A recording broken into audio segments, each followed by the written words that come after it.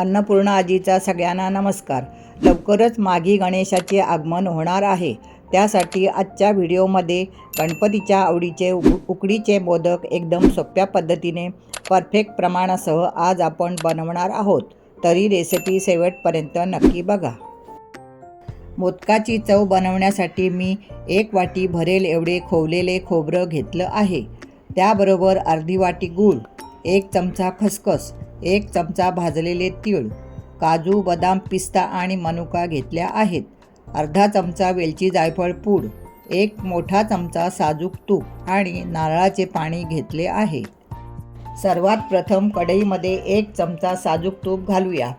तूप थोडे गरम झाले की ड्रायफ्रूटचे काप हलक्या सोनेरी रंगावर 1 मिनिट परतून घेऊ।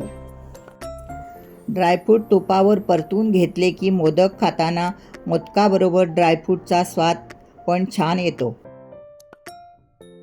ड्रायफ्रूटचे काप परतून झाले की कढईत चिमूटभर मीठ घालून त्यात खोवलेले खोबरे घालून अर्धा मिनिट परतून घेऊ, म्हणजे खोबऱ्यातला कच्चेपणा निघून जाईल आणि तयार होणाऱ्या मोदकाच्या चवीचा स्वाद पण वाढेल। अर्धा मिनिट खोबरं परतून झालं की त्यात 2 चमचे नारळाचे पाणी घालूया। नारळाचे पाणी घातल्याने चवीमध्ये गूळ किंवा साखर घालून जास्त परतली गेली तरी चव कडक होत नाही, तसेच मोदक खाताना छान रसरशीत लागतात। नारळाचे पाणी घालून अर्धा मिनिट परतून घेतल्यावर त्यात बारीक कापून घेतलेला गूळ घालून घेऊ। गूळ कापून घातल्याने खोबऱ्यात लवकर मिक्स होतो। गॅस बारीक ठेवून सतत हलवत गूळ खोबऱ्यात चांगला मिक्स करून घेऊ। गूळ वापरल्याने मोदक खूप स्वादिष्ट लागतात आणि मोदकाच्या चवीला छान रंग पण येतो।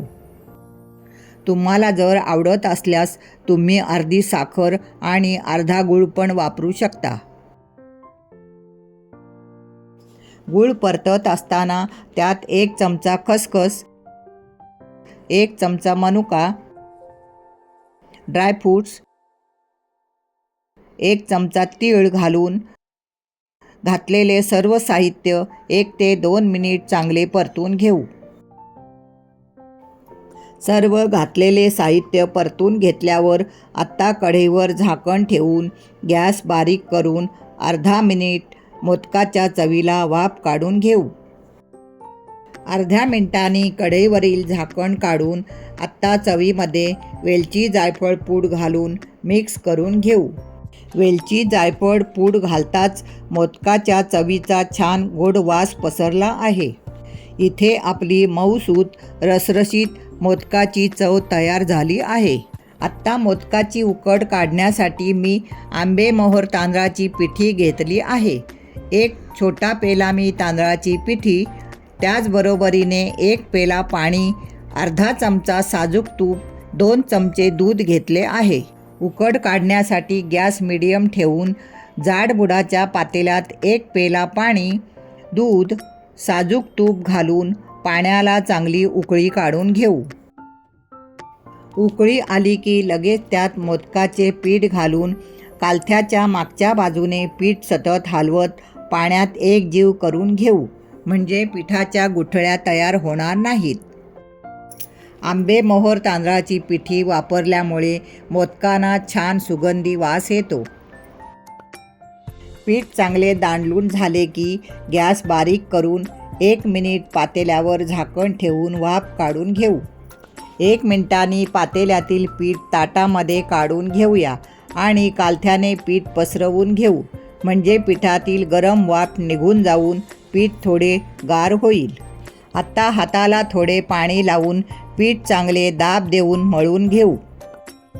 पीठ मळताना मध्ये वाटले की पीठ हाताला चिटकते तर हाताला पाणी अथवा तुपाचा हात घेऊन पीठ चांगले मऊ होईपर्यंत मळून घेऊ। पीठ जेवढे छान मळू तेवढे मोदकाच्या कळ्या छान पडतील, मोदक छान वळता येतात, मोदक वळताना मध्येच तुटत नाहीत। पीठ छान मळून झाले की मी त्या पिठाचे समान गोळे करून घेते। एवढ्या पिठात माझे मध्यम आकाराचे 11 मोदक तयार होतील। तयार झालेला गोळा मोदक करताना परत एकदा हातावर दाब देऊन गोल करून घेऊ। पिठाच्या गोळ्याला अजिबात कुठेही तडा गेला नाही.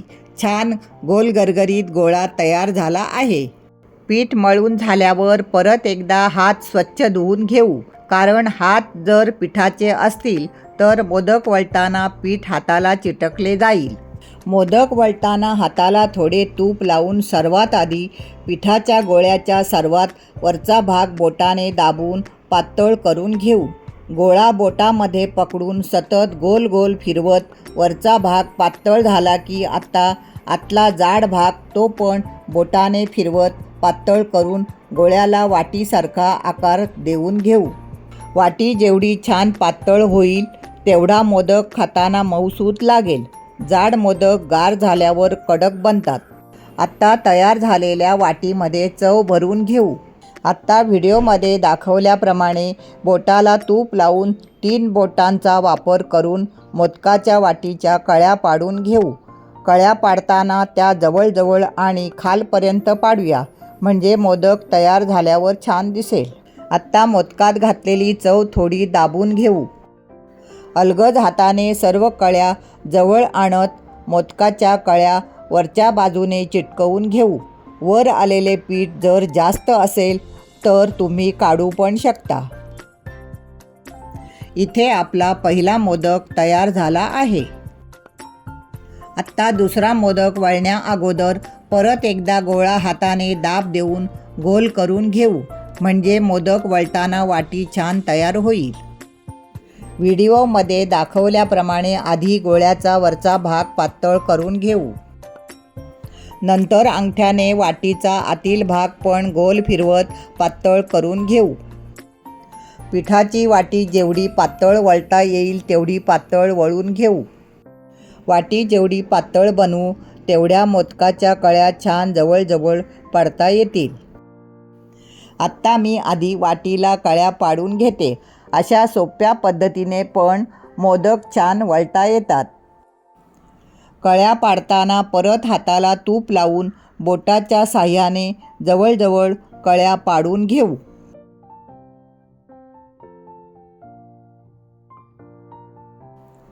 कळ्या पाडून झाल्यावर आता मोदकाच्या वाटीमध्ये चव भरून घेऊ. चव भरून झाल्यावर सर्व कळ्या अलगद हाताने जवळ आणून मधोमध चिटकवून घेऊ. चिटकवताना जर पीठ जास्त वाटले तर थोडे पीठ काढून बोटाने दाबून सर्व कळ्या चिटकवून घेऊ. आत्ता ह्याच पद्धतीने मी सर्व मोदक तयार करून घेते.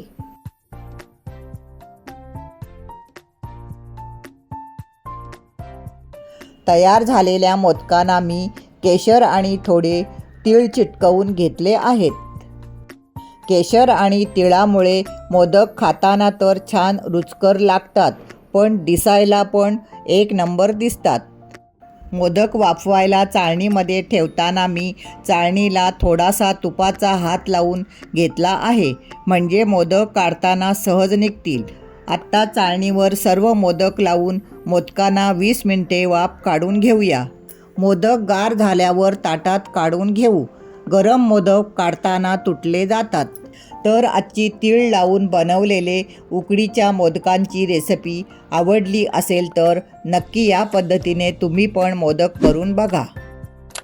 मागी गणपती स्पेशल उकडीच्या मोदकांचा व्हिडिओला नक्की लाईक, शेअर, कमेंट करा आणि तुमच्या सगळ्यांच्या आवडीच्या अन्नपूर्णा आजी चॅनलला नक्की सबस्क्राईब करा.